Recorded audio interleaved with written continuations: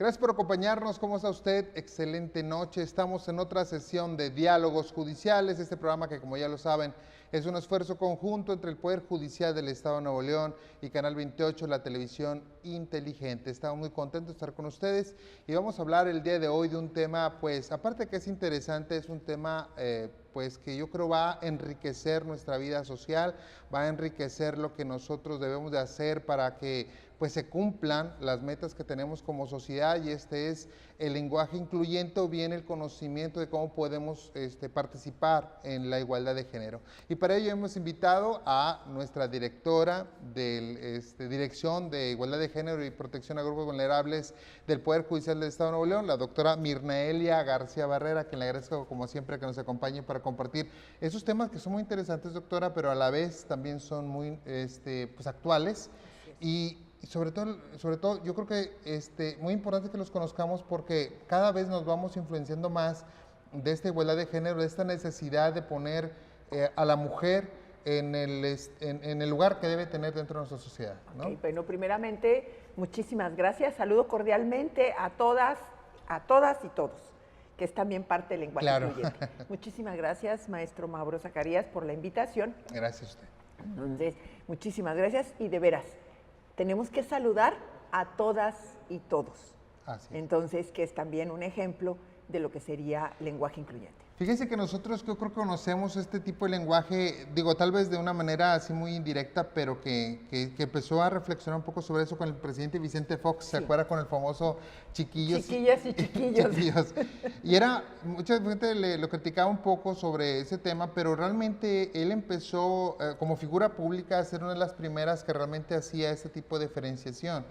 Y de alguna manera impactó en nuestra cultura machista, por llamarlo así, en el sentido de que dice, bueno, ¿para qué dice si, eso y otro? Y entonces, en una reflexión que se ha hecho sobre la igualdad de género, que ahora ya viene a permear en todas las instituciones sociales, básicamente es para nombrar lo que existe, ¿no? Claro. Para nombrar a los hombres y nombrar a las mujeres. Visibilizar a las mujeres. Hemos vivido y vivimos en un sistema patriarcal. Claro. En un sistema androcentrista, en un sistema... Es decir, donde el hombre está en el centro. Donde el hombre está en el centro. Sí.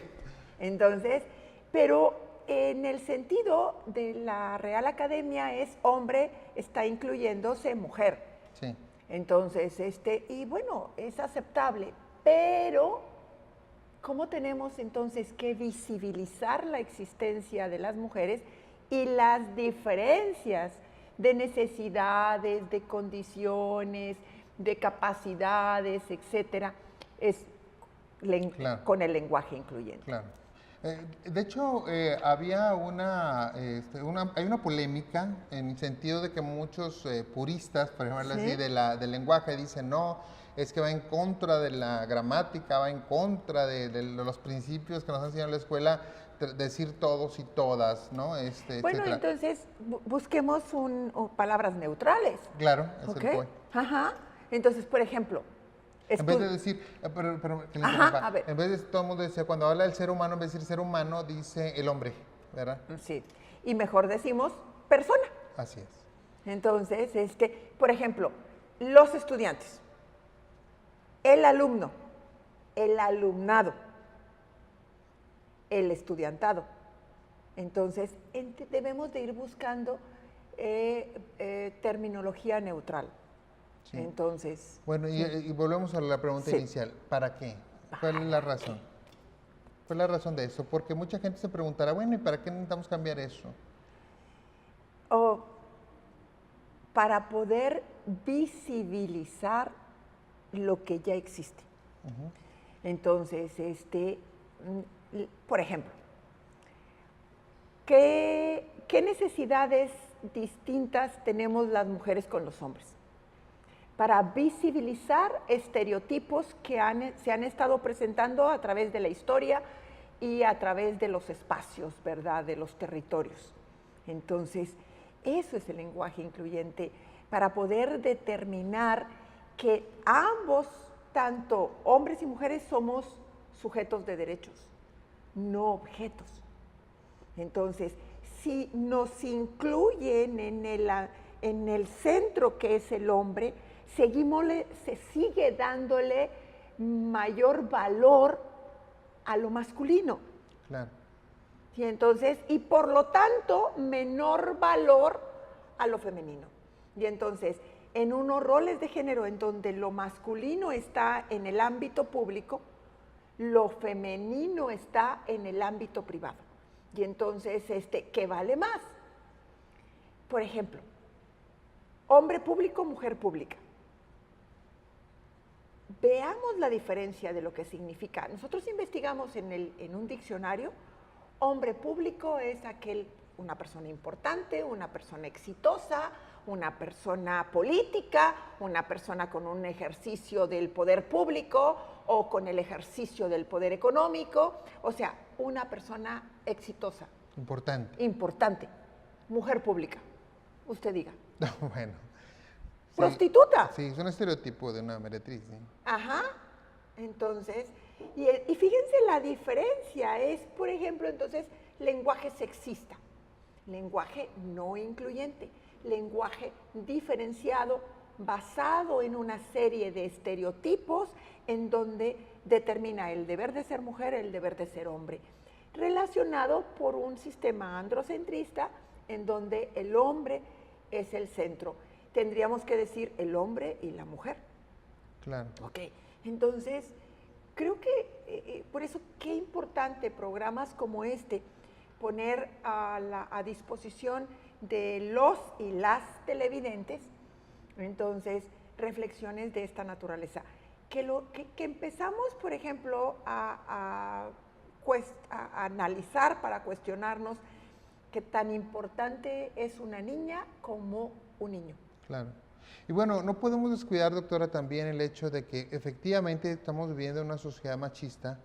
No podemos cerrar los ojos a que definitivamente en las familias, en muchas familias en Nuevo León, muchas familias en México, todavía se hace preferencia hacia los hombres que hacia las mujeres, sobre todo en la participación en el hogar, en la participación de la educación. Todavía tenemos que dicen carreras para hombres y carreras para mujeres. ¿Tú por qué quieres ser ingeniero si eres mujer, verdad? ¿Por qué quieres andar en la obra si esas cosas estoy hablando de la albañilería, por ejemplo, si esas cosas de hombres. O también las mujeres no manejamos bien. Sí, bueno, sí, pero por ejemplo ese tema de que todavía nos sorprendemos si vemos a una mujer que maneja un camión urbano, por ejemplo. Ah, claro. O sea, no lo vemos como algo que fuera normal, por llamarlo de una forma, ¿no? Si hay algo normal en esta vida, ¿no? Entonces, queremos que, entonces el lenguaje incluyente va a iniciar un proceso de cambio de mentalidad en nosotros, es pregunta, ¿Sí? Para que podamos, que se nos haga normal que las mujeres puedan acceder a ese tipo de trabajos, a ese tipo de estudios, a ese tipo de oportunidades que ahora se les niega por cuestión cultural. El lenguaje incluyente nos ayuda a ir cambiando estos conceptos que se redondean en lo que le llamamos socialización. Okay. Entonces, y que viene a construir la cultura. Entonces, el lenguaje incluyente es el que viene a ir colaborando con estos cambios culturales de aceptación en que, por ejemplo, la corresponsabilidad de las tareas del hogar. Sí, bueno. No dije la colaboración de lo masculino a las tareas del hogar, no, dije corresponsabilidad. O sea, los dos tienen la obligación de hacerlo, no es de que no, yo le ayudo a mi mujer. Yo le ayudo. Porque ella es obligación, yo nomás es ayuda, ¿verdad? Así es. Y entonces aquí implica entonces una situación de desventaja, por ejemplo, con respecto a la serie de obligaciones que tenemos en el ámbito doméstico. Unas obligaciones que debemos de corresponsabilizar a todos y todas las que formamos parte del hogar.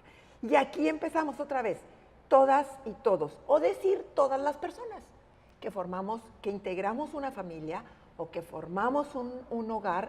No es responsabilidad solo de las mujeres las tareas domésticas, sino es una corresponsabilidad y ayuda el lenguaje incluyente. De hecho, lo vemos como algo necesario ya cuando lo explica así, porque mucha gente también lo piensa que es como un capricho de las mujeres de ser nombradas, ¿no? De tener esa nombre de jueza, de ingeniera, de arquitecta, ¿no? Arquitecta, abogada. Es abogada. No, sino vemos, es una necesidad social precisamente que va a impulsar a que veamos, por ejemplo, más camarógrafas en el futuro, ¿verdad? Sí, qué importante. Más camarógrafas. Yo no he visto camarógrafas. En el futuro, ¿verdad? Yo no sé o sea, si- ahí van. Poquitas, ¿no? Pero son una serie de actividades que va precisamente incrementándose la inclusión, ¿verdad?, de las mujeres para poder colaborar con una serie de, en todas las actividades, ¿no? Claro. Porque no debe de existir ninguna limitación.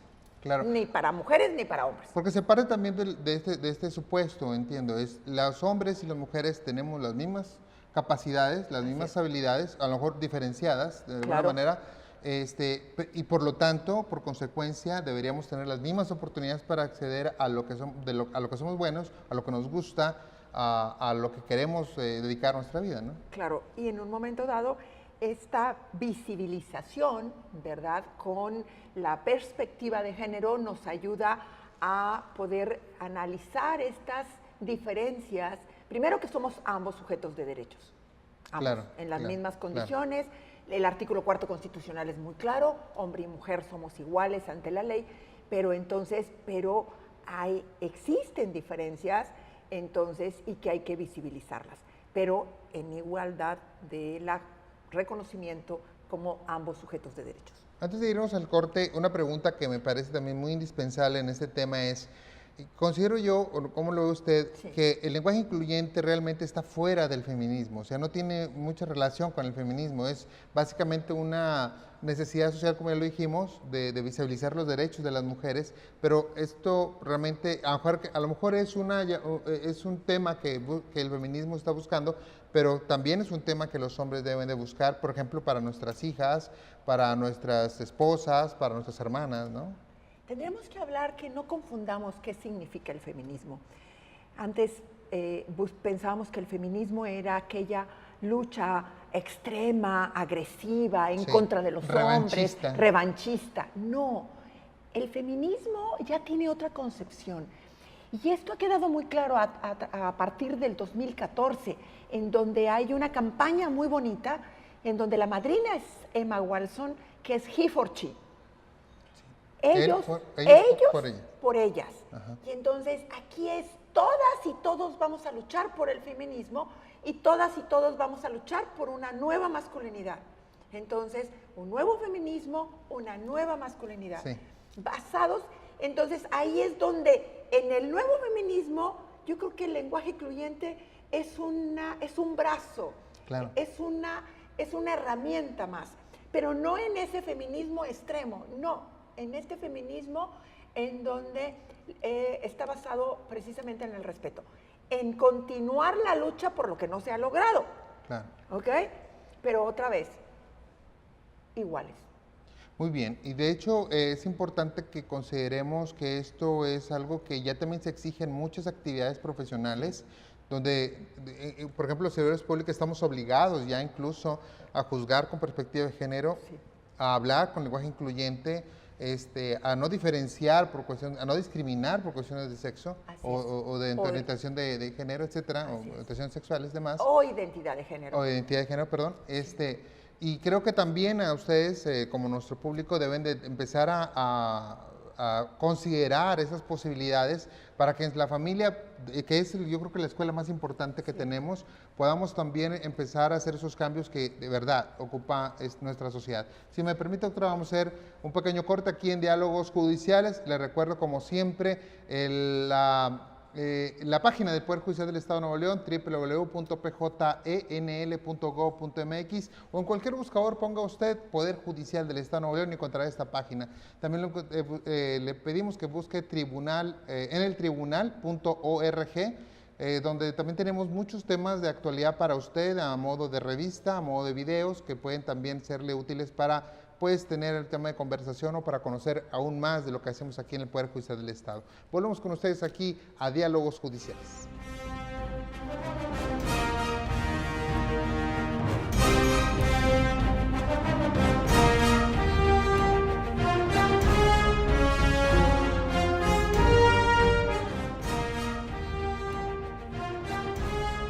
Muchas gracias por continuar con nosotros en Diálogos Judiciales. Estamos platicando muy agradablemente con la doctora Mirnaelia García Barrera, quien es directora de la Dirección de Igualdad de Género y Protección a Grupos Vulnerables del Poder Judicial del Estado de Nuevo León, catedrática, investigadora. Pues bueno, la verdad es que toda una conocedora del tema y que aparte también muy activa en ese tema de impulso al conocimiento de lo que sería la nueva, pues las nuevas usos que debemos de tener para incluir, para empoderar a la mujer como debe ser en una sociedad que ya lo requiere. Y también un tema que comentábamos en el entrecorte que es muy interesante, que es el de la nueva masculinidad. Porque obviamente podemos llamarlo así, es un juego de ideas que nos llevan precisamente a tener una mujer empoderada, necesariamente empoderada, porque de hecho ya lo está. Hay muchas familias donde la mujer es la que provee en la casa, muchas familias que están, mujeres que están haciendo empresas grandes, que están apoyando la economía, que están creando hijos, etcétera, y que aparte manejan muy bien, déjame decir. Manejan muy bien. Claro, o sea, y que pelean, y que están peleando no solamente con todo eso que naturalmente tienen que enfrentar para lograr sus éxitos, sino también contra los estereotipos que han ido arrastrando a esta sociedad por mucho tiempo. Pero también el hombre tiene estereotipos, también el hombre tiene cosas que dicen que no son propios de los hombres. Y que perjudican. Claro, y que en esa oposición también está creándose una nueva cultura de qué es ser, qué es la masculinidad, qué es lo que el hombre puede hacer o no hacer dentro de esta masculinidad, ¿no? Hablar de la nueva masculinidad significa una serie de nuevos compromisos, de nuevas aceptaciones, de nuevas visiones. Y va muy claro. Hombres y mujeres tienen el derecho a llorar. Por ejemplo... Porque los hombres no lloran, ¿no? Porque los hombres no lloran. Y entonces, el no llorar, ¿qué implica? Guardar un coraje. Sí, un resentimiento. Un resentimiento. Que no se dé un duelo. Entonces, y muchísimas cosas que los expertos en psicología, etcétera, claro, nos lo explicarían mejor. Pero así de sencillo, hablar de la nueva masculinidad significa que hombres y mujeres tenemos todo el derecho a llorar. Hablar de la nueva masculinidad significa que las niñas no tienen por qué obedecer a sus hermanos. Ajá. Ni tampoco el hermano tiene la carga de estar cuidando a su hermanita o a su hermana. A veces el hermano menor tiene que cuidar a su hermana mayor. Porque él es hombre. Porque él es hombre. Y porque entonces hay que estar cuidando. Hablar de la nueva masculinidad significa que la hermanita no tiene por qué estar preparándole la comida ni la ropa al hermano. Uh-huh. Entonces, hablar de la nueva masculinidad es que todos y todas tenemos las mismas responsabilidades en casa. Hablar de la nueva masculinidad también significa lactancia padrísima. Fíjense, ¿qué significa lactancia padrísima? La Organización Mundial de la Salud, la UNICEF, están impulsando una política mundial de el derecho humano a la salud de la niñez a 6 meses de lactancia materna exclusiva, los primeros 6 meses de vida. Uh-huh. Esto significa que los y las bebés, los niños y las niñas, bebés, le estamos garantizando la salud con 6 meses de lactancia materna exclusiva. ¿Cuál es la contribución de papá? Mucha. Para poder que la mujer pueda cumplir con este derecho humano de la niñez, necesita mucho de la ayuda de papá, por eso los 5 días de incapacidad por paternidad. Pero estos 5 días de incapacidad por paternidad no es para que la mujer atienda a su esposo, sino para que papá tenga un rol participativo en los primeros 5 días de estancia del bebé o de la bebé en casa. Y que ya vemos al hombre participando en la crianza de los hijos con mayor empeño, ¿verdad? Claro. Porque me ha tocado, yo creo que lo hemos comentado ya en otros programas de diálogos judiciales, el hombre también ha asumido este rol de papá, Ya no es nada más el proveedor, el que llegaba tarde, el que yo les doy el dinero para que hagan lo que tienen que hacer y ya con eso contribuí. No, el papá tiene que aconsejar, tiene que estar ahí, tiene que ir por las calificaciones, tiene que orientar a los hijos en muchos temas que a lo mejor los hijos tienen dudas. El papá debe estar presente, ¿no? El papá tiene también el derecho de pedirle permiso a su patrón para ir al pediatra. Sí. Quiero saber cómo está la salud de mi hijo, eso es importante. Así es. Y entonces, por eso es tan importante el concepto de las nuevas masculinidades, que significa, entonces, también ir previniendo una serie de actos violentos. Claro. Por ejemplo, se dice que 7 de cada 10 novias, o sea, en una relación de noviazgo en México, viven violencia. Esta violencia de no te pongas ese vestido, no te pongas esos pantalones. Bueno, y que ni siquiera es detectada, no la conoce como violencia, No. porque es algo, dicen, normal, ¿verdad? Que me cuida, que me pongo. Pues no, que no te veo cuidar. Y mucho tiene que ver el lenguaje, en donde le damos un reconocimiento, un mayor reconocimiento a todo lo relacionado con lo masculino. Entonces, Sí. porque solo nombramos a lo masculino. Claro. Ahora, dentro de este rol social es muy importante ver también qué le enseñamos a nuestros hijos o cómo conviven los muchachos ahora, precisamente en este tema de la nueva masculinidad. Le mando un saludo al psicólogo Rafa Limones, un amigo que nos ha acompañado aquí en Diálogos Judiciales, que tiene programas, participa muy activamente precisamente en los programas de nueva masculinidad en los lugares de mayor concentración de pobreza, en Monterrey, por ejemplo, donde él va y habla con los muchachos y le dice, bueno, ¿para ti qué es ser un hombre? ¿Para ti qué es ser, qué es ser un hombre? Y dice, no, pues es que me sirvan de comer, que la mujer me atienda, pelearme cuando hay que pelear, ser valiente y toda la cosa. Y decir, bueno, y nadie dice, oye, pues proteger a mi familia, nadie dice alimentar a mi bebé, cambiar el pañal, nadie dice sacar a pasear a mis hijos o convivir con ellos. Entonces, si estamos cambiando a través de estas actividades esta nueva concepción de la masculinidad, que es sumamente importante porque hay que empezar con los jóvenes, hay que empezar con los muchachos precisamente para que creen esa nueva generación, ¿no? Y un elemento, un brazo importante de este cambio es el lenguaje. Claro. Es el lenguaje. Entonces, de veras, o sea, si nombramos a las mujeres, llegamos a un lugar y saludamos, pues vamos a saludar no nada más a todos, sino saludemos no nada más a los dos. Sí. Saludemos también a las. A mí me llama mucho la atención que hay reuniones en donde hay la mayoría de mujeres y dicen, muy buenos días tengan todos ustedes. Bueno, si son puras mujeres, solamente un hombre, se cambia inmediatamente. Deberíamos de cambiar, muy buenos días tengamos todas o tengan todas ustedes. Y el señor que está ahí presente, ¿verdad? Y el señor, ¿verdad? Pero entonces se fijan cómo estos cambios culturales tenemos que irlos realizando en esta dinámica de contribuir, y uno de los elementos para poder contribuir, ¿verdad? Pues es el lenguaje incluyente, no sexista. Fíjese, una frase que se le atribuye a Gandhi es el tema de que primero te ignoran, después se burlan de ti, después te atacan y luego ganas, ¿verdad? Sí. En el lenguaje incluyente, en esta lucha precisamente por tener un lenguaje incluyente, al principio realmente no era muy atendida, ¿no? O sea, había voces que la llevaban, estoy hablando yo creo que a principios de los 90s, etcétera, y después viene este tema con el presidente Fox y viene un poco más el margen de actuación de estas políticas, y la gente se empieza a burlar de eso, ¿no? Me acuerdo que muchos decían, changos y changas, y no sé qué tanta cosa, ¿no? Y se burlaban. Sí. Y ahora hay un ataque muy frontal respecto de estos cambios, atendiendo a la gramática, atendiendo a la cultura mexicana, atendiendo, etcétera, etcétera, ¿no? Como ahora están defendiendo este grito en el fútbol, ¿no? Que dicen que no es sexista ni nada, etcétera, y demás.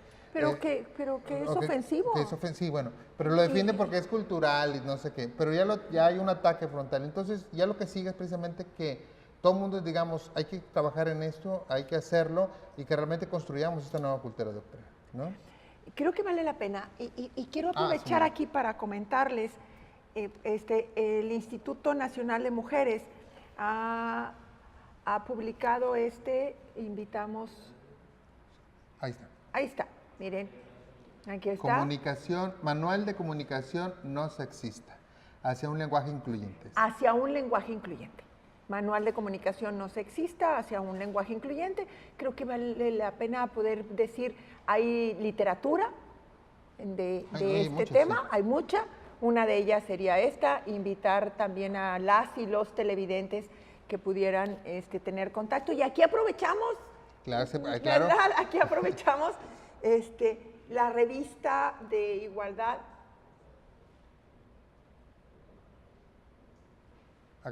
Acá.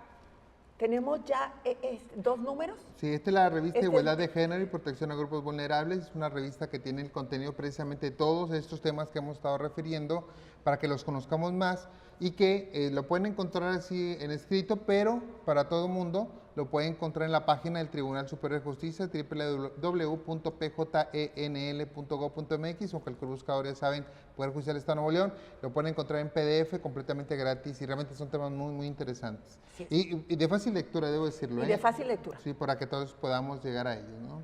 Estos 2 libros solamente es una muestra de lo que se está haciendo precisamente para que podamos conocer estos temas en primer lugar y después decir, bueno, realmente yo podré participar. Yo creo que todos tenemos yo quiero presentarlo como una obligación, realmente sería una obligación social, pero también es interesante entrar a estos temas. Por ejemplo, si tenemos hijas o tenemos hermanas que están trabajando precisamente para lograrse o forjar su futuro, ¿cómo podemos apoyarlas desde nuestra perspectiva de hombre, no? Yo creo que esto sería una forma de apoyar desde la perspectiva masculina es entrar a He4She, entonces, y votar precisamente, entonces, porque la igualdad de género no es un asunto de protección a las mujeres, es un asunto de hombres y mujeres. Claro. Entonces, esto es la nueva feminidad, esto es la nueva lucha del feminismo, y esto también sería la nueva masculinidad.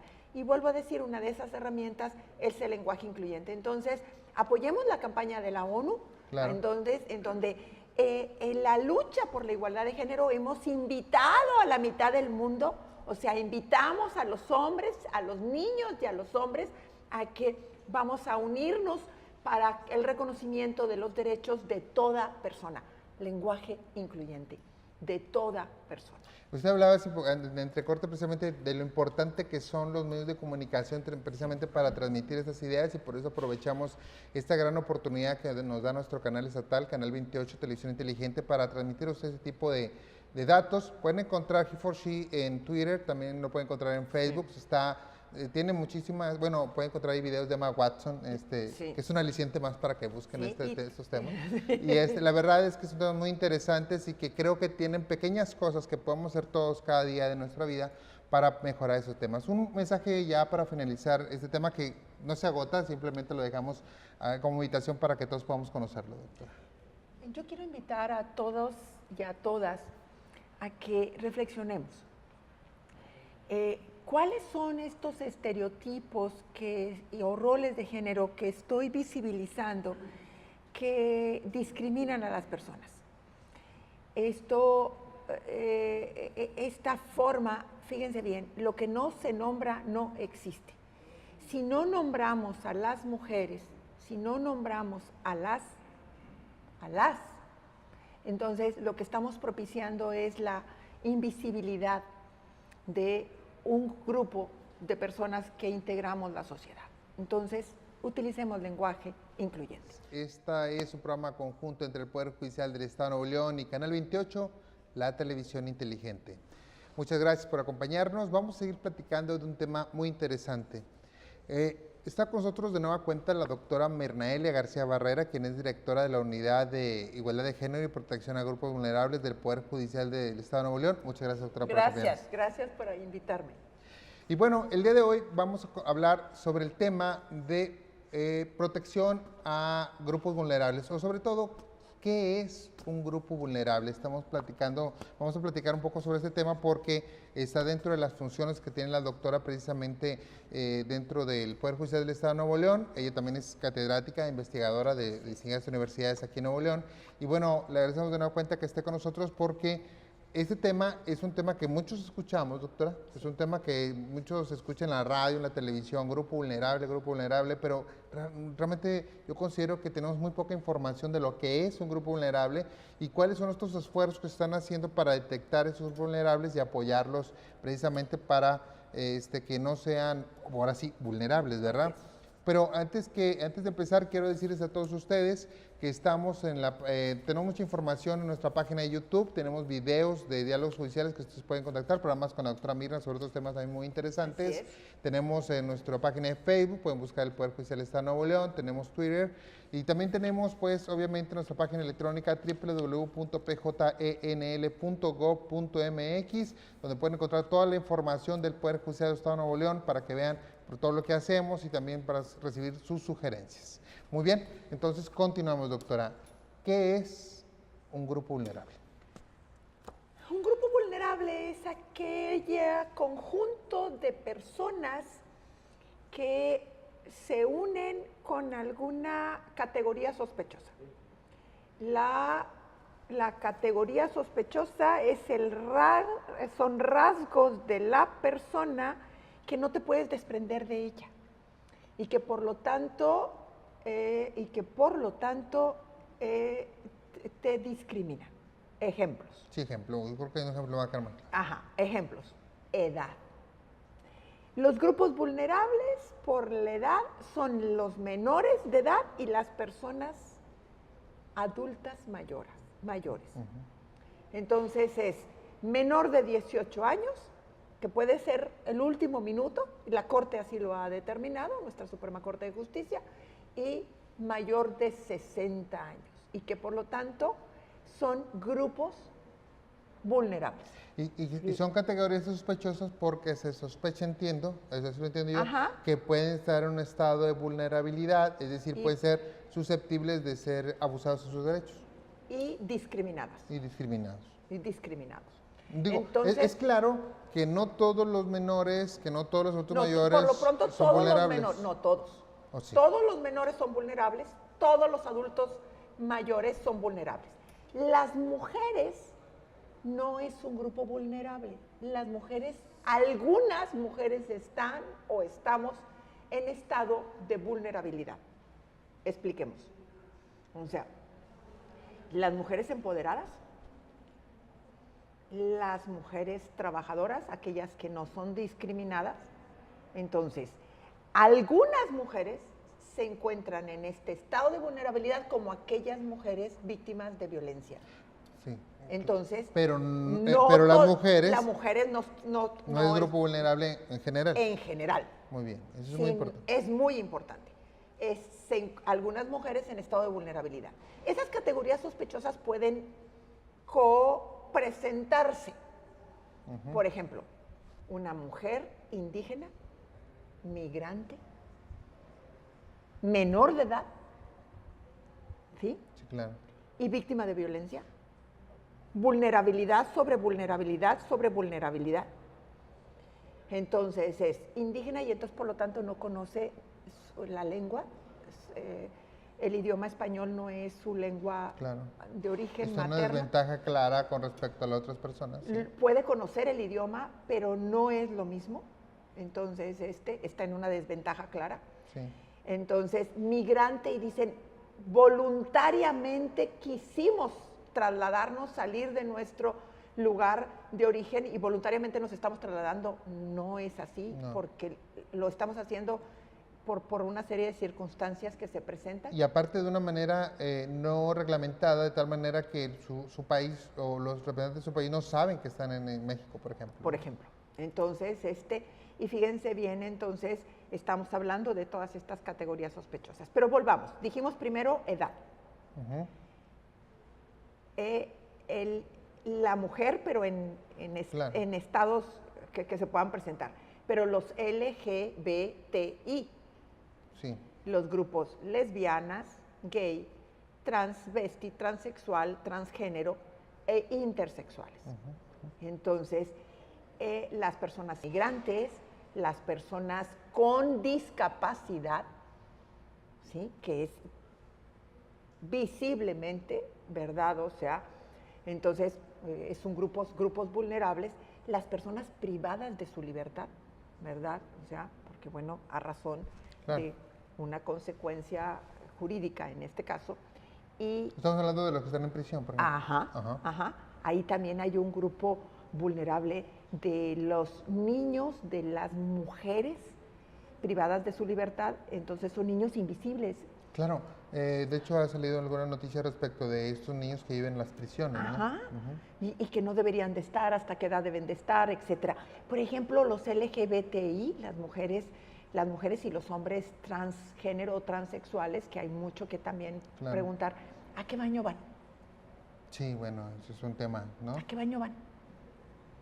Es un tema que debemos de identificarlos y permitir, o sea, si nosotros estamos viendo una identidad de género, una expresión de género, pues respetemos esa expresión de género y vamos a permitirles ir, ¿verdad? O sea, porque es un conflicto... Que también está dando mucho, no tanto en México, digo, debería, pero no tanto en Estados Unidos, donde ya se están dando algunos actos precisamente de tener... Yo me acuerdo mucho que con esta situación había baños de hombres y mujeres y luego se creó en las escuelas un tercer baño, ¿sí?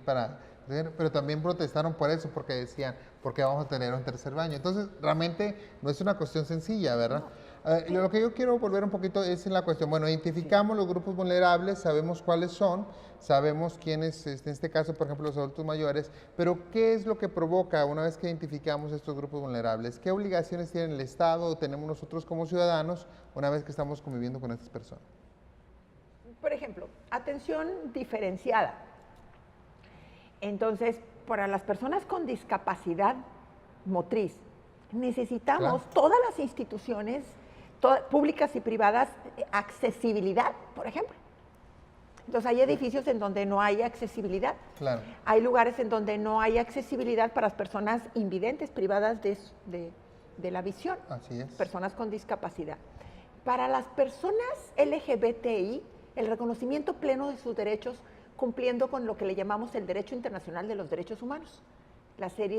Todas las convenciones que México ha firmado para el respeto de todas las personas, matrimonio igualitario, tener derecho a una identidad jurídica concordante con su identidad de género, ser educados de manera respetuosa. Entonces, para las personas privadas de su libertad, su pleno reconocimiento de sus derechos, de la dignidad. De vivir con seguridad. Recordamos los eventos tan trágicos que han pasado en Nuevo León, ¿no? Claro, claro. Y visibilizar a los niños y a las niñas. Claro. Para las personas indígenas, tenemos derecho a un intérprete, un perito, un intérprete que pueda explicarnos, ¿verdad? O sea, y que esté acompañándolo en un proceso judicial. Claro. Para las personas migrantes, su pleno reconocimiento de sus derechos, no son delincuentes. Claro. O sea, ser migrante no significa ser delincuente. En un momento dado, claro, hay una serie de actos administrativos que tienen que reunir su legal estancia en un país, sus deberes, el reconocimiento de si son migrantes, bueno, etcétera. Y como usted le dice, se pueden de alguna manera combinar esta vulnerabilidad porque vemos niños migrantes, que también es un gran problema que está surgiendo, no solamente de los niños mexicanos que pasan a Estados Unidos y que devuelven a sus papás y se quedan solos allá o que los mandan solos, sino también de personas que vienen de Centroamérica y están quedando en México, niños sin sus papás, etcétera, por alguna tragedia y demás, ¿no? Habría que considerar ahora, tenemos nosotros que considerar que ya es el sueño regio, que nos estamos constituyendo aquí en Nuevo León, como un lugar no de tránsito, de paso, sino de llegada. Habría entonces con el objetivo de llegar aquí, y esto las autoridades tenemos que tener una conciencia de una política pública clara de estos grupos vulnerables, entonces en donde tenemos que su reconocimiento de los derechos, en un momento dado su derecho, también tienen derecho a la alimentación, tienen derecho a un techo, tienen derecho a la salud, bueno, y todas las garantías que da la Constitución, ¿no? Así es. Ahora, yo lo pongo en este ejemplo porque me parece interesante dentro del ámbito del Poder Judicial del Estado, y sería el migrante que es víctima de un delito y que no puede denunciar precisamente, o que no tiene las herramientas para denunciar esta posible agresión de cualquier tipo,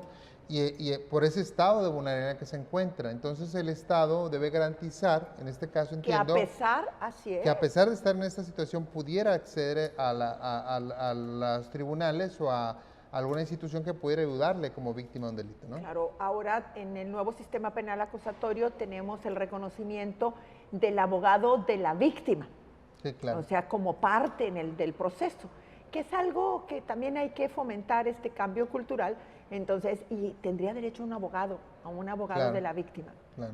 Entonces, lo cual también, bueno, es bastante importante.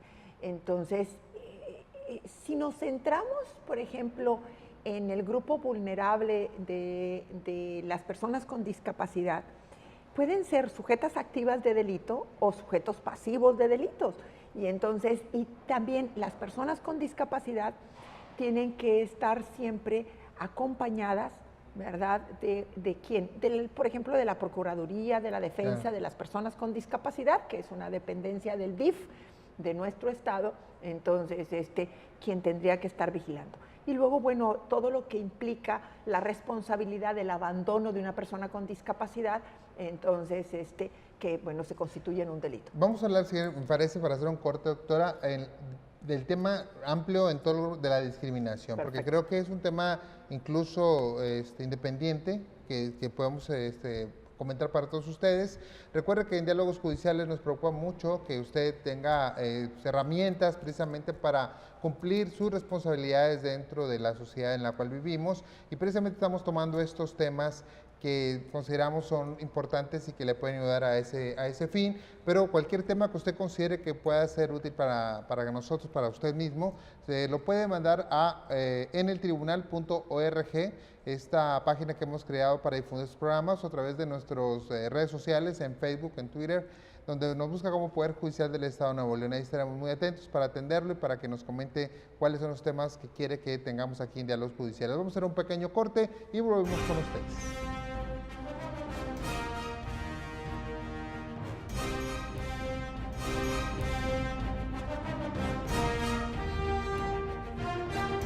Gracias por continuar con nosotros. Aquí en Diálogos Judiciales estamos platicando sobre los grupos vulnerables, las categorías sospechosas, es decir, cuáles son estos grupos de personas que por una, nos decía la doctora, una identidad o algún rasgo, algún rasgo específico, pues tiene alguna posibilidad de ser vulnerado o es vulnerado. Y cuáles son las actividades que genera el Estado y la comunidad en general precisamente para que esta vulnerabilidad no presente alguna violación de derechos. Estamos hablando con la doctora Mirnaelia García Barrera, directora de la Unidad de Igualdad de Género y Protección a Grupos Vulnerables del Poder Judicial del Estado de Nuevo León, quien amablemente nos está compartiendo este tema tan interesante y que, bueno, es una cultura que también debemos de fomentar, porque todos en un momento determinado vamos a entrar, si Dios lo quiere, a un grupo vulnerable como sería, por ejemplo, la de los adultos mayores, ¿no? Ajá, va a llegar. Sí, esperemos en Dios que llegue. Doctora, pues bueno, porque también está la discapacidad, digo, gracias a Dios todos tenemos salud y todo esto, pero puede ser que puede cambiar. En cualquier momento. Exactamente, y bueno, y había algunas circunstancias particulares, que usted lo comentaba, como los indígenas, como los migrantes, etcétera, que también están siendo, bueno, tratados como grupos vulnerables precisamente para brindar o tratar de brindar esas protecciones. Doctora, sí. La discriminación, sí. Aunque hay muchas circunstancias que usted comentó anteriormente en el programa donde los grupos vulnerables pueden ser susceptibles de ser violentados sus derechos, creo que no podemos negar ni voltear la cara a los hechos de discriminación que están sucediendo cotidianamente para ese tipo de personas, ¿no? Claro. A los adultos mayores no se les da el trabajo porque siempre se ponen categorías de edad, a las personas que viven con discapacidad también se les discrimina por esas circunstancias, a los migrantes se les cataloga como criminales, se les niegan ciertos derechos. O se les paga un salario muy bajo por su calidad migrante. Los niños muchas veces sufren violencia o son discriminados porque son mujeres, etcétera, ¿no? ¿Cómo está usted visualizando ese tipo de discriminación hacia los grupos vulnerables?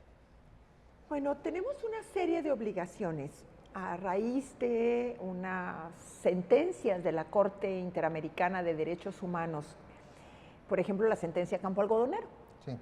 En donde precisamente obliga a México a juzgar con perspectiva de género, a capacitarnos todas y todos los que estamos en la procuración y en la impartición de justicia, a poder visibilizar estados de vulnerabilidad o grupos vulnerables, ¿verdad?, de las personas, y además a ir erradicando esta discriminación.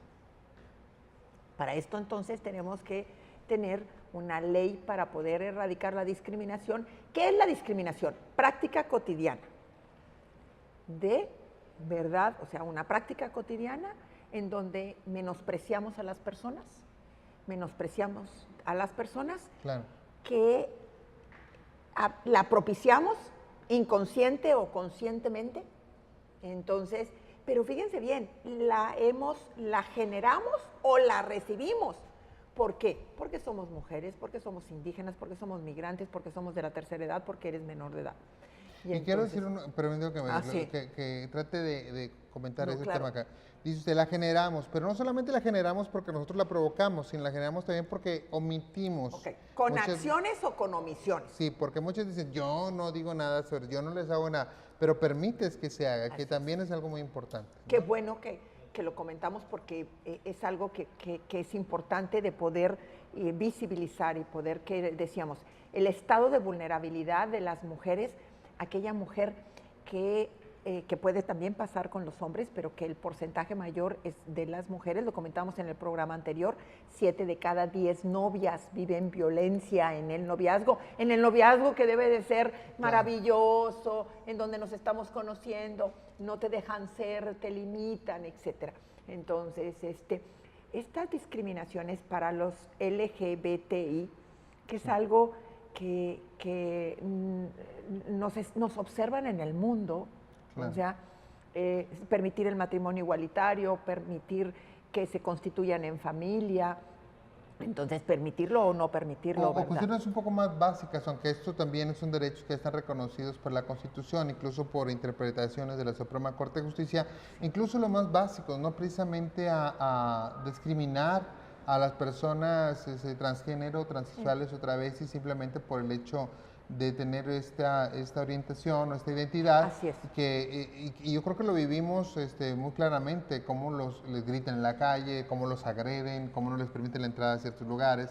Y vuelvo a insistir sobre ese tema que yo creo que es muy importante. No solamente yo no digo nada, yo no hago nada. Bueno, si omites y no te pronuncias al respecto, también estás provocando circunstancias, ¿no?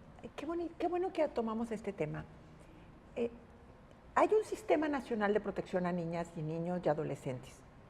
Este Sistema Nacional está propiciando que el respeto a los niños y a las niñas y a los adolescentes como personas en estado de vulnerabilidad.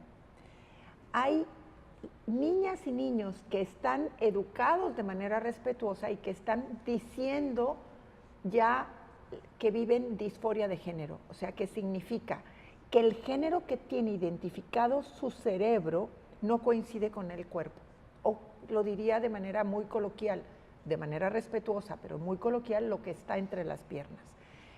Esto definitivamente tiene dos rasgos de categorías sospechosas: la minoría de edad, ¿ok? Y además sentir esta disforia de género. ¿Y qué hacemos como sociedad? Como correctamente comentaba usted, no hacemos nada. ¿Sí? O sea, entonces no los escuchamos. Empiezan a ser más importantes los estereotipos de género de que cómo voy a permitirte que no coincida la identidad de género identificada en el cerebro con el resto del cuerpo. ¿De verdad los protegemos a los niños y a las niñas y a los adolescentes? Entonces, también existen los intersexuales. Les llamamos hermafroditas. ¿Qué es discriminatorio? Totalmente discriminatorio. Y que en un momento dado hay una urgencia médica para poder decidir médicamente si va a ser niño o niña. No es posible. Claro. Entonces, la Corte ha emitido una serie de protocolos para poder precisamente juzgar con perspectiva de género, cuando se ve para los y las juzgadoras, cuando se ve involucrada la orientación sexual y la identidad de género, para las personas con discapacidad, para los indígenas, para los migrantes, que son protocolos que son orientadores, guías, no son vinculantes, pero son orientadores, guías, que nos permiten a las y los impartidores de justicia ir visibilizando estas categorías sospechosas, estos estados de vulnerabilidad en grupos de personas. Entonces, y que traer como consecuencia fomentar el respeto, la no discriminación y lo que le llamamos discriminación positiva. O sea, que claro... Que se hagan diferenciaciones, pero que vayan atendiendo a beneficiar a estos grupos. Así es, a ponerlos en un estado de igualdad, ahora sí. Entonces, tratar igual a los iguales y desigual a los desiguales. Así es. ¿Sí? Y que es tan importante de que tendríamos que identificar al grupo vulnerable, identificar el estado de vulnerabilidad y entonces y reconocer cuando hay una serie de obligaciones de protección. Ahora, podemos entender que esto sería solamente para el Estado, pero los que vivimos en sociedad, los que interactuamos en la sociedad, los que convivimos con estas personas, somos nosotros, y quienes también vivimos mejor discriminación somos nosotros. Entonces es una obligación ciudadana, tanto gubernamental, pero también ciudadana en un mismo porcentaje, ¿no? Y creo que todos deberíamos atender a estas sugerencias o a estos conocimientos, doctora. O sea, que nuestra acción o nuestras omisiones estén dirigidas al respeto de las personas.